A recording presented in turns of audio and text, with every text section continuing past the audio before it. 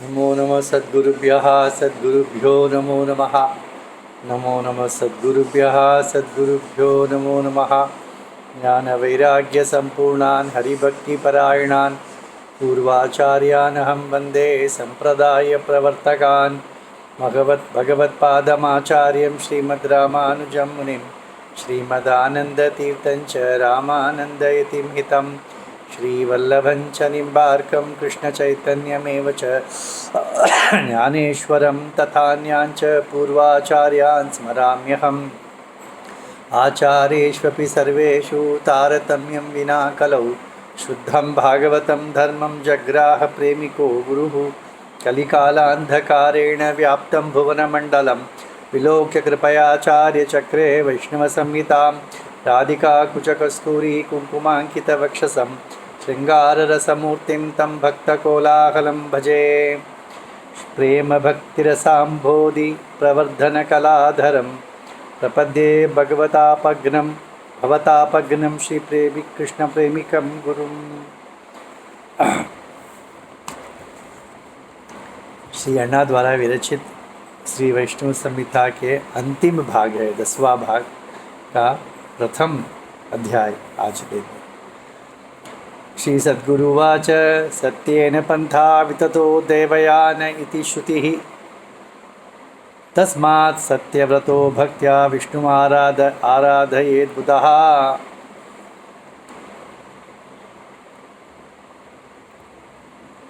सत्य रूपी पंथ या मार्ग से ही हम भगवत प्राप्ति कर सकते हैं। इसीलिए सत्यव्रत बनकर भगवान की आराधना करना चाहिए। करते हैं। बुध श्रेष्ठ बुद्धिमान लोग सत्यव्रत में दृढ़ रहकर भगवान की आराधना करते हैं। यहाँ पर क्षितिराम नामक एक श्रेष्ठ पुरुष के सत्यव्रत के बारे में श्री अण्णा यहाँ पर कहते हैं। जनाः प्रीतिं न कुर्वन्ति लोकेऽस्मिन् अपि अनार्जवे स एवं गर्हितो नूनं परलोकेऽपि दुर्मुखः। यदि जो झूठ का व्यवहार करता है, मन में एक, वाणी में एक, कर्म में एक, ऐसा जिसे आर्जव नहीं है, ऐसे व्यक्ति को लोग भी पसंद नहीं करते। वह इसीलिए वह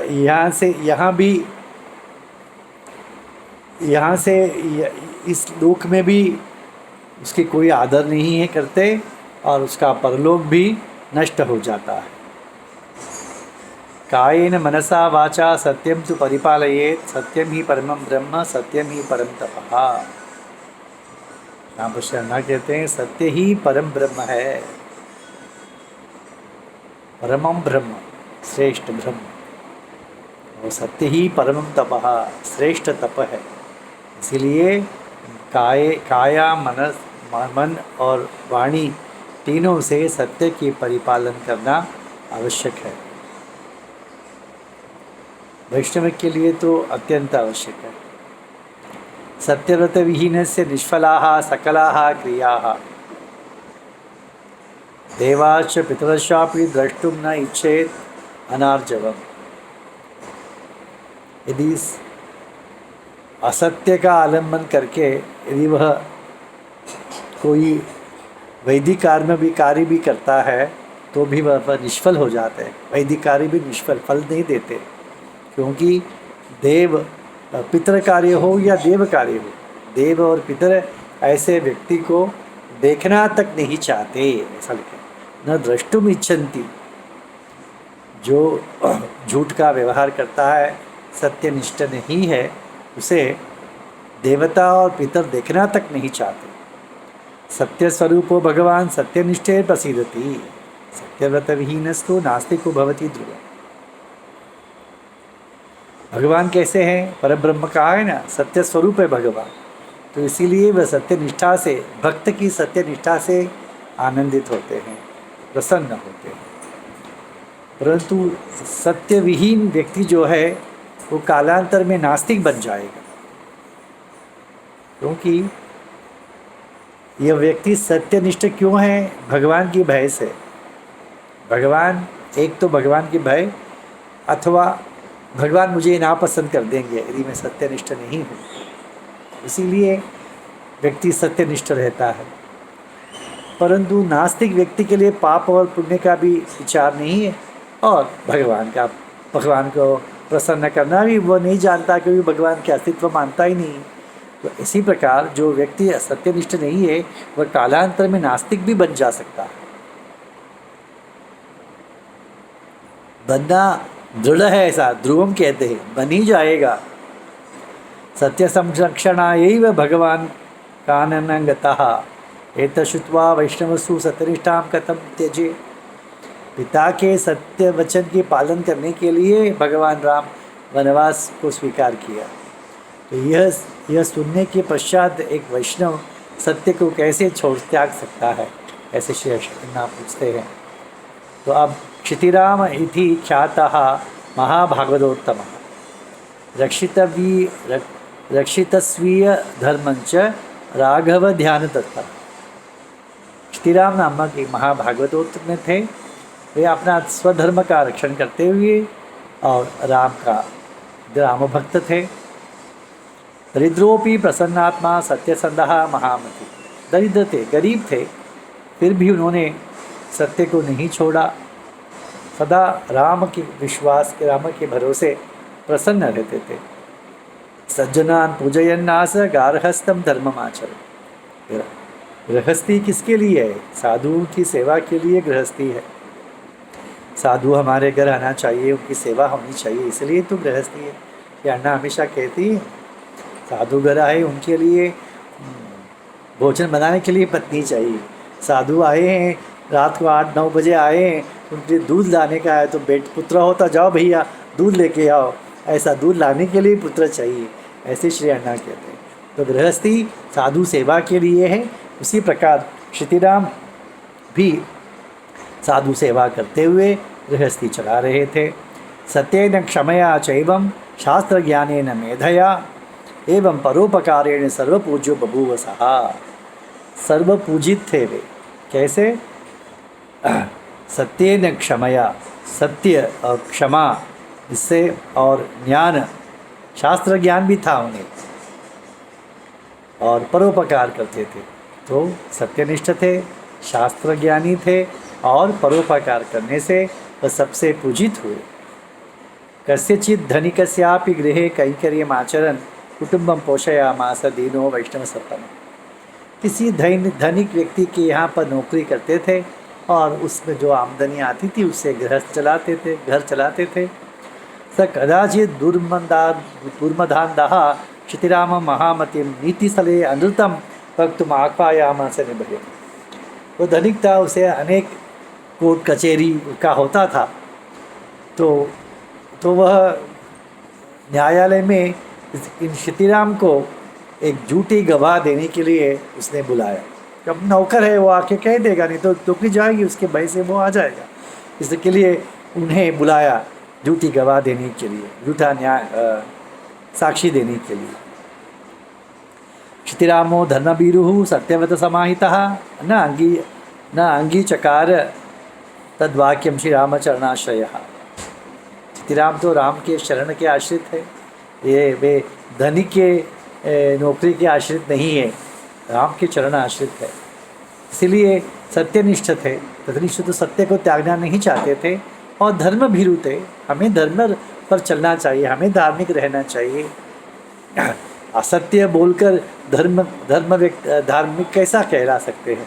तो इसीलिए वे अपने सत्य की रक्षा करने के लिए और रामचरण पर आश्रित होने के कारण उन्होंने मना कर दिया झूठी गवाह देने के लिए।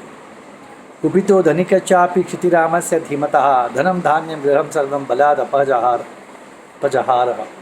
धनिक था वो, उसने नौकरी से निकाल दिया उनको, और उनका घर, सब कुछ धान्य, सब कुछ हड़प लिया उसने। ग्रामाद विद्रावयामास क्षितिरामं तु सुदुर्मतिः बालकै भार्यया साकं निर्दोषं ब्राह्मणोत्तमं एवं ही तेन दुष्टेन धन्येऽपि अपहृते बलात् क्षितिरामो न तत्याज हतिनिष्ठा दृढ़व्रता। तो घर भी लेने के बाद उस गांव में कैसे रह सकते हैं? सत्यनिष्ठा को नहीं छोड़ा, कैसे अद्भुत होते हैं साधु ना, साधु संत ऐसे ही होते हैं। परीक्षा है उनके लिए परीक्षा नहीं है, हमारे लिए परीक्षा है। देखिए वो दरिद्र होने के पश्चात भी उसे सत्यनिष्ठा नहीं छोड़ी।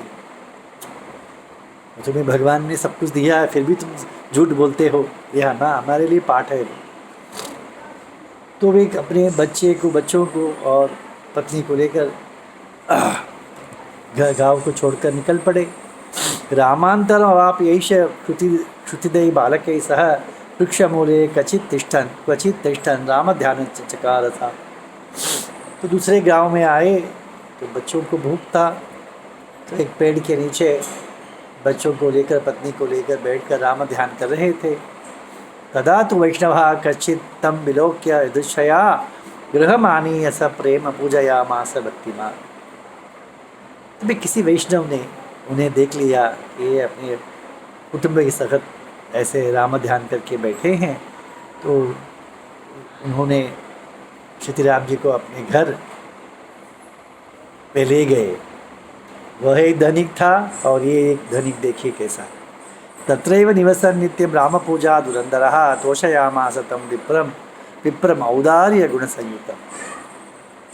वह धनिक वैष्णव जो था वो उदार था, इसलिए तो श्री राम को कुटुंब सहित घर ले आया। और ये घर में राम की पूजा स्थल है, तो उस पूजा करने की जो जवाबदारी है वो श्री राम जी ने ले लिया और रोज़ वो राम जी की पूजा करने लगे। और वह वैष्णव भी संतुष्ट हुआ कि ब्राह्मण अच्छी तरह से पूजा कर रहा है मेरे राम का। श्रीमान अयम वैष्णवस्तु रामे महात्मनि अवाप परमां प्रीति बहुमानेन संता। तो उनकी राम पूजा से वह बहुत प्रसन्न हुआ, वह धनिक वैष्णव, और उनके सत्कार, उनके बहुमान, उन्हें पूजित वो पूजनीय हुआ उनके लिए, उस धनिक के लिए श्री राम पूजनीय हुए। तस्मै गृहम धनम धान्यम क्षेत्र चापि महामनः प्रदाय पूजयामास चितिराम।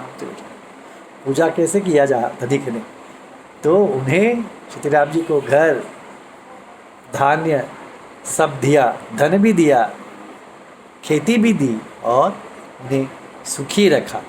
तो इस प्रकार वह पूजा करने लगा।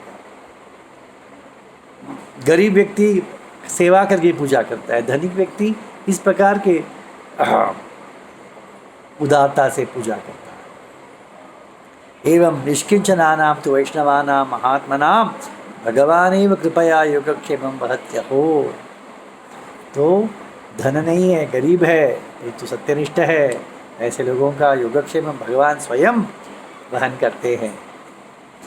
एवं रक्षति गोविंदे स्वभक्तान प्रेमपूर्वकम किम वृथा अलीकवादेन भरन्ति जठरम खलाहा। यहाँ पर श्री अण्णा पूछते हैं, इस प्रकार गोविंद अपने भक्तों की प्रेमपूर्वक रक्षा करने को तत्पर है, तो फिर व्यर्थ ही लोग क्यों असत्यवादी बनकर अपने पेट भरते हैं?